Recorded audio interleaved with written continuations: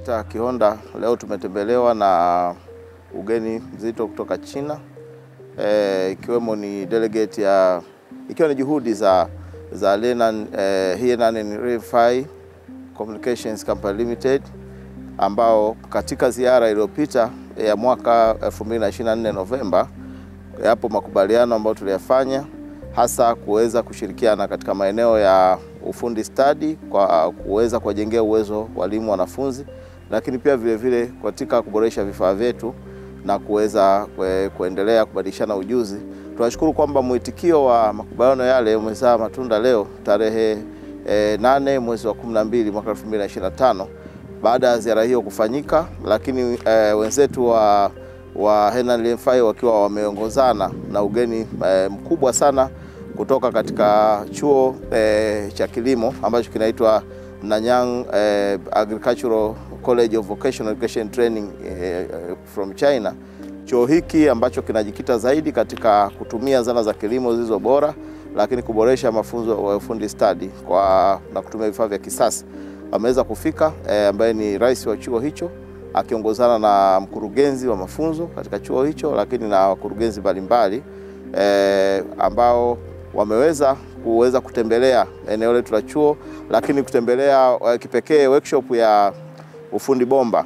ambayo pamoja na mambo mengine nafundisha mambo ya umwagiliaji, lakini katika umwagiliaji tunaweza kufanya matumizi ya application kwa kuweza kuunganisha ujuzi na watu wa agromechanics na tukaweza kumwagilia eneo kubwa kwa maji machache, lakini kwa automated system kwa kutumia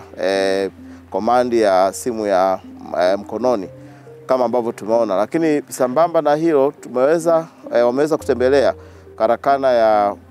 ufundi wa zana za kilimo agromechanics workshop kwa ajili ya kuona zana zetu tulizonazo kama combine harvester, tractors, power tillers na zana zingine za kilimo na kuangalia function zake. Lakini pia katika karakana hizo wameahidi kuweza kuendelea kushirikiana na kuweza kutushauri zaidi, lakini pia kuweza kutuboreshea ama kutupatia vifaa vya kisasa ambavyo vitaendana na teknolojia ya sasa kwa kadri tutakapoendelea kushirikiana.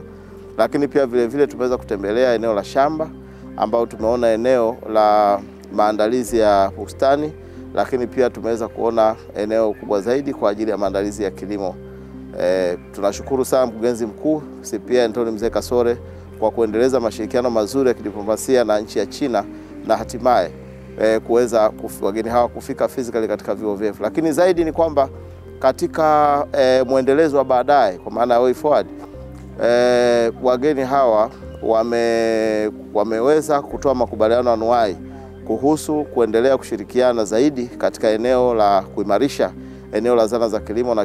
na mifumo ya umwagiliaji, si tu katika chuo cha VETA Kihonda bali kwa vyuo vingine vyote vipya 65 ambao vinajengwa nchi nzima. Hii ni faraja kubwa sana kwamba ushirikiano huu sasa unaenda kupanuka nchi nzima na wenzetu wa Henan Rifai wataweza kutusaidia tukapata manufaa makubwa, na pia vile vile wameahidi kuendelea kushirikiana kwa kupeleka wataalamu wetu China wakiwa ni watumishi pamoja na wanafunzi na hasa walimu kwa ajili ya kuweza kujifunza mbinu zaidi za kufundishia na kuweza kujifunza teknolojia mpya.